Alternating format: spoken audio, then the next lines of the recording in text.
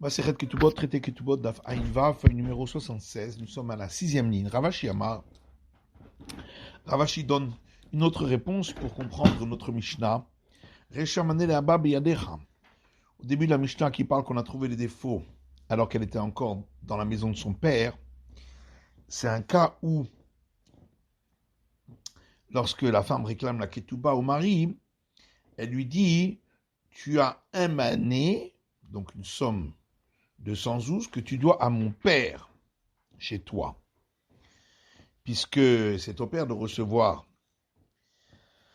le montant de la ketouba lorsqu'elle n'est pas encore entrée dans la maison du mari et qu'elle n'a pas encore atteint l'âge de 12 ans et demi.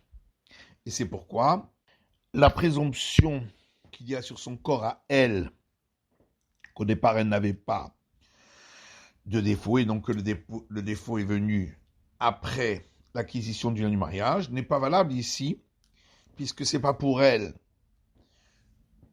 que ça doit être payé, mais pour son père. Vesefa, par contre, dans la suite de la Mishnah, où on a trouvé des défauts après qu'elle était entrée dans la maison du mari, Maneli biyadecha. Là, la femme demande la somme d'un mané de 112 pour elle-même. Et donc là, la présomption de son corps à elle peut aider pour dire que le défaut est venu après l'acquisition du mariage. Et Tivé, Ravacha Bere le Ravavia le Ravashi, Ravacha fils de Ravavia objecte à Ravashi, à partir de Mouraïta qui dit Modé Rabbi Meir Bemoumin Aruin Lavo Imam Ibetavia. Rabbi Meir est d'accord dans le cas où on a trouvé des défauts après qu'elles sont entrées dans la maison du mari, mais c'était des défauts qui étaient aptes à être déjà présents lorsqu'elle était dans la maison de son père et qu'elle est entrée dans la maison du mari. Chez Al-Ha'av le Aviraya, et c'est donc au père d'apporter une preuve que c'était présent uniquement après l'acquisition du mariage. Mais pourquoi donc Maneli Biyadechahu? Il s'agit donc qu'on a trouvé le défaut après qu'elle soit déjà entrée dans la maison du mari, et donc le montant de la ketouba lui appartient à elle, et donc on devrait considérer qu'il s'agit donc d'un cas où elle demande la somme pour elle-même, et donc on devrait utiliser le fait qu'il y a présomption sur son corps, qu'au départ il n'y avait pas le défaut, et donc le défaut est venu le plus tard possible. Rabima Askina, l'Agma répond, ici nous parlons bieteret, le cas où elle avait un doigt en trop. Et ça, c'est évident que c'est déjà de naissance. Bieteret maïreaya maïté, mais alors si elle a un doigt en trop, quelle preuve peut apporter le père? C'est évident que c'était déjà avant le mariage. Maïteraya dera venifayeshu peut apporter une preuve que le mari l'avait vue, et si c'était malgré tout marié avec elle, c'est que il avait accepté. Amar Ravuda Amar Shmuel, Ravuda dit au nom de Shmuel, Amachlif para bechamor, celui qui échange sa vache contre un âne. Machar ba'al hachamor et para, le propriétaire de l'âne a tiré la vache vers lui pour l'acquérir. Le explique ba'al para l'mshor tachamor. Par contre, le propriétaire de la vache n'a pas eu le temps de tirer l'âne, Hachemet Tachamor, entre-temps, l'âne était mort. Et donc on veut savoir, est-ce que l'âne était mort avant l'acquisition de la vache, auquel cas l'acquisition de la vache n'est pas valable, ou bien elle était mort après, donc l'acquisition de la vache était valable, et le propriétaire de la vache a donc perdu cet âne, parce qu'il lui appartenait déjà.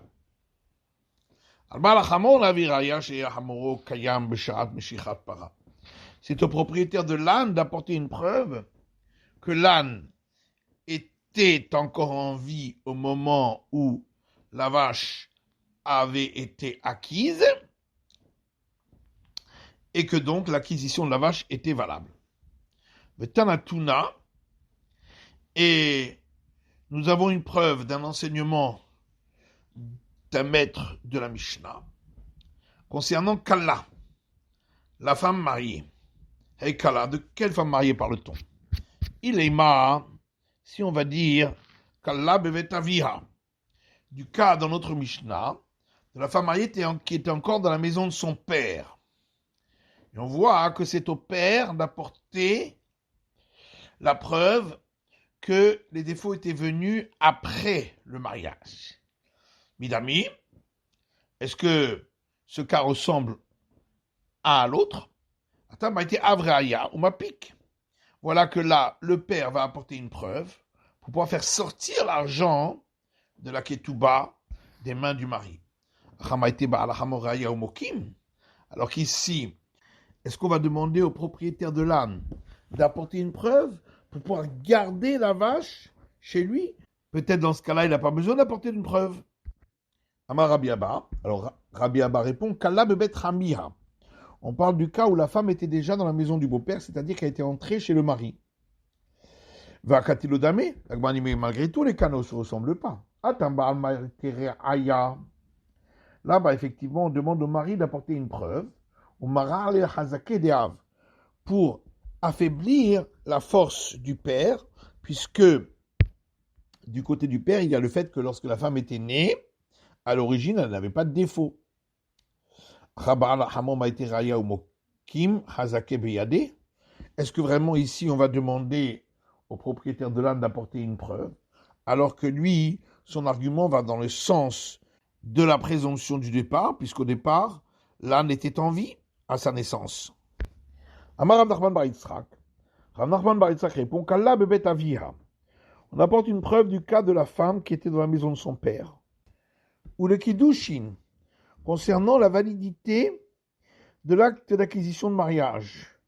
On demande au père d'apporter une preuve pour pouvoir garder l'argent qu'il a reçu pour l'acte d'acquisition de mariage. Et donc ici aussi, on demandera au propriétaire de l'âne d'apporter une preuve pour pouvoir garder la vache chez lui.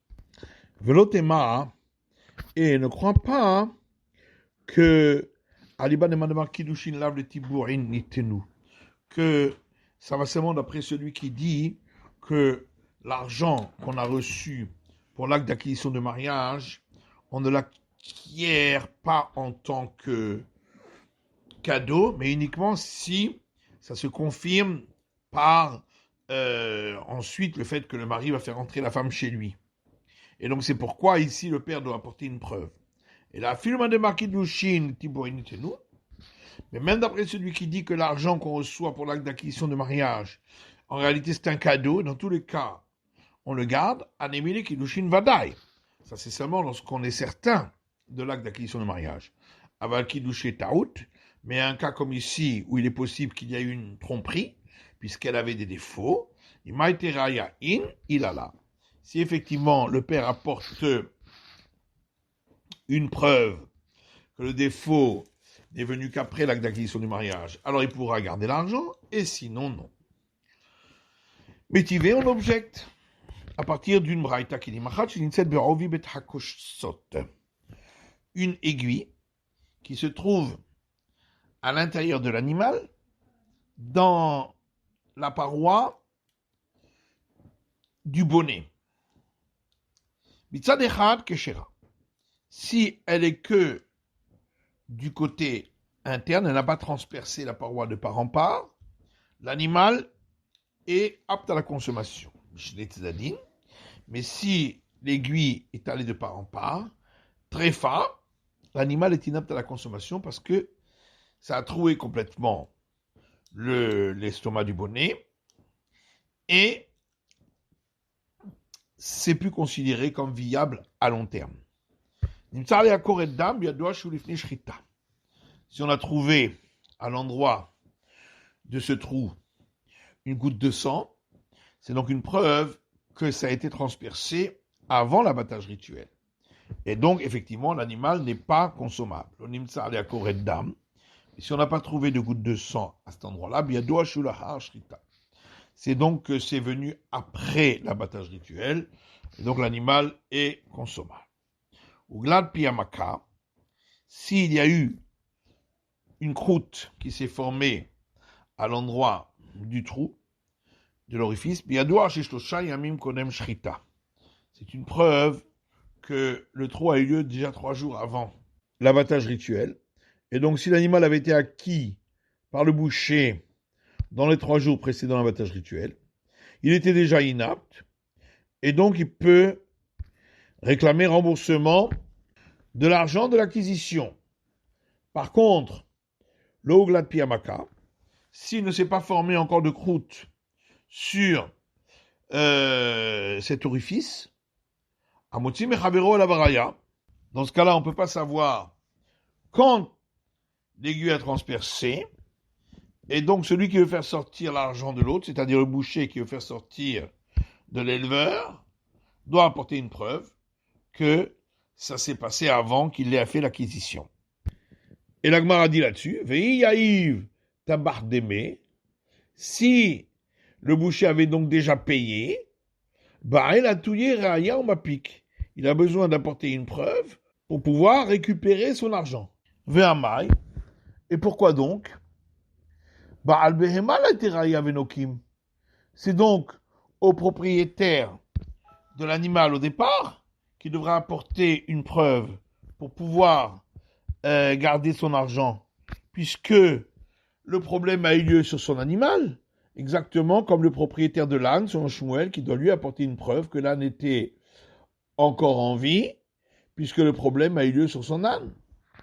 Et l'Agma répond, on parle uniquement dans le cas où le boucher n'avait pas encore payé. Et donc, si l'éleveur veut recevoir l'argent, c'est à lui d'apporter une preuve que l'animal était apte à la consommation au moment de la vente. Et la Gemara demande Maï Paska. Qu'est-ce qui a fait dire ici à l'auteur de la Braïta qu'en général il s'agit de ce cas-là? Et là, Kiata Rami Bar Yecheskel Amar. C'est pourquoi en vérité, la Gemara apporte une autre réponse en disant que lorsque Rami Bar Yecheskel est venu, il a dit ainsi.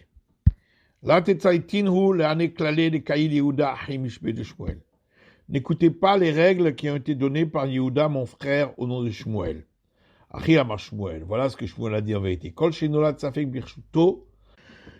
Celui que c'est dans son domaine qu'est né le doute, c'est à lui d'apporter la preuve. Vetanatuna kala. Et on a une preuve de notre Mishnah concernant la femme qui s'est mariée. On a vu que si elle était encore dans la maison du père, c'est au père d'apporter une preuve. Si elle était déjà dans la maison du mari, c'est au mari d'apporter une preuve. Métivé, on objecte, à partir de la braïta qu'on a rapportée concernant l'aiguille qui a transpercé la paroi du bonnet, où on demande à celui qui réclame de faire sortir de l'autre d'apporter une preuve. Et si on parle d'un cas où le boucher qui avait acheté n'avait pas encore payé, c'est donc au propriétaire de l'animal d'apporter une preuve, ou ma pique pour faire sortir l'argent de l'acheteur, pourquoi donc? Voilà que le doute est né alors que l'animal était déjà dans le domaine de l'acheteur, du boucher. Et la Gemara répond, non, on parle ici du cas où le boucher avait déjà payé et il veut demander remboursement, c'est à lui d'apporter une preuve.